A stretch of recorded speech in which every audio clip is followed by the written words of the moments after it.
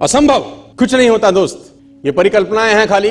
और मैं आज तो आपको बहुत ईमानदारी से और 12 साल के तजुर्बे का निचोड़ निकाल के बता सकता हूं कि इस दुनिया में असंभव नाम का कोई शब्द होता ही नहीं है।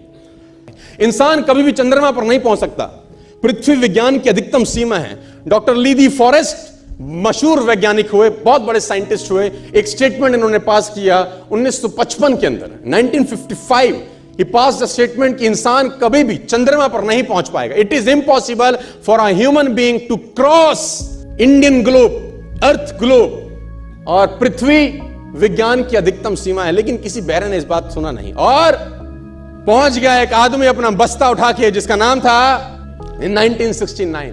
और उसके बाद तो स्पेस जर्नी ऐसी हो गई जैसे आप और मैं अभी पतिया और बैंकॉक चले जाते हैं। लॉर्ड केल्विन बहुत बड़े साइंटिस्ट हुए, उनका स्टेटमेंट आया कि सिर्फ पक्षी उड़ान भर सकते हैं, हवा से भारी मशीन का उड़ान भरना असंभव है। इट इज इम्पॉसिबल कि हवा से कुछ भी भारा हो और वो उड़ सके, क्योंकि ग्रेविटी उसको गिरा देगा। लेकिन तमाचा मारा इन लोगों ने, तमाचा मारा और लिख के दिया कि हमने साइकिल के स्पेयर पार्ट से इंसानों को पक्षी बना दिया।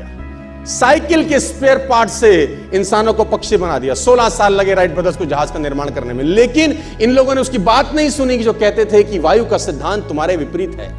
यह बात भंवरे को कही जाती थी कि भंवरा वायु के सिद्धांत के कारण कभी जीवन मोड़ नहीं सकता, क्योंकि उसके पंख उसके शरीर से हल्के रहते हैं। लेकिन भंवरा साला किसी स्कूल में गया नहीं आज तक। माई doctor told me I will never walk again. मेरे डॉक्टर ने मुझे कहा कि तुम कभी चल नहीं सकोगी। My doctor told me you will never walk again. My mother told me I would, and I believed my mother rather than doctor. Wilma Rudolph एक ऐसी एथलीट हुई जिनको पोलियो था जिनको डॉक्टर ने कहा तू चल नहीं सकती, मां ने कहा तू चल सकती है। उसने कहा मैंने डॉक्टर की बात नहीं मानी, मैंने अपनी मां की बात मानी। 3 ओलंपिक गोल्ड मेडल जीती ये लड़की, 3 ओलंपिक गोल्ड मेडल, जिसको डॉक्टर कह रहा है कि तू चल। लेकिन मां क्या बोलती है? मैं आपको उदाहरण देना चाहूंगा सर। बहुत छोटे थे अल्बर्ट आइंस्टीन, दुनिया के महान वैज्ञानिक में से एक हुए, मंद बुद्धि कहा जाता था। 8 साल के थे, घर पहुंचे, मां को चिट्ठी दिया।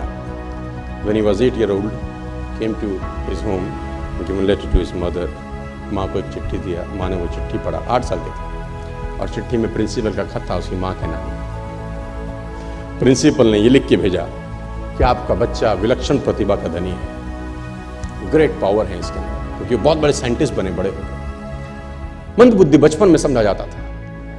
आपका बच्चा विलक्षण प्रतिभा का धनी है, इसके अंदर असीम संभावनाएं हैं। तो हमारा स्कूल, हमारी मैनेजमेंट, हमारी फैकल्टी, हमारा टीचर इस लायक नहीं है कि हम आपके बच्चे को अच्छी शिक्षा दे सकें। तो it's better for you to take care of your son. आप अपने बच्चों को अपने घर में पढ़ाइए, हम लायक नहीं है कि आपके बच्चे को पढ़ा सके। और उसकी मां ने पढ़ते पढ़ते आंखों में आंसू ले आई और उसने बच्चे को कहा कल से तू स्कूल नहीं जाएगा, मैं तेरी परवरिश घर पे करूंगी, क्योंकि तेरा टीचर तुझे इस लायक नहीं समझता। मतलब वो अपने आप को इस लायक नहीं समझते। बच्चा खुश हुआ, मोटिवेट हो गया और लग गया। उसकी मां का निधन हो गया, वो अल्बर्ट आइंस्टीन बहुत बड़े साइंटिस्ट हो गए। अल्बर्ट आइंस्टीन जब बहुत बड़े साइंटिस्ट हुए तो मकान शिफ्ट कर रहे थे अपना, और जीवन का सच्ची घटना वो अपनी ऑटोबायोग्राफी में लिखते हैं कि जब मैं मकान शिफ्ट कर रहा था तो एक ड्रॉस के अंदर मुझे वो व्हाइट कलर का पेपर फोल्डेड अवस्था में मिला। मुझे समझ नहीं था कि क्या है। मैंने उसको फोल्डिंग अवस्था से मिट्टी को हटा के जब खोला तो वो उस टीचर का लेटर था जो बहुत साल पहले टीचर ने मेरे हाथ में दिया था और मैंने अपनी मां के हाथ में रखा था। अब वो बड़ी उत्सुकता के साथ उस खत को पढ़ने लगे। जैसे उन्होंने खत पढ़ना शुरू किया और वो जार जार होकर रोए। उसमें लिखा था कि तुम्हारा बच्चा मंदबुद्धि है, ये हमारे स्कूल के लायक नहीं है, इसको आज के बाद हमारे स्कूल में मत भेजना, इसकी परवरिश खुद किया।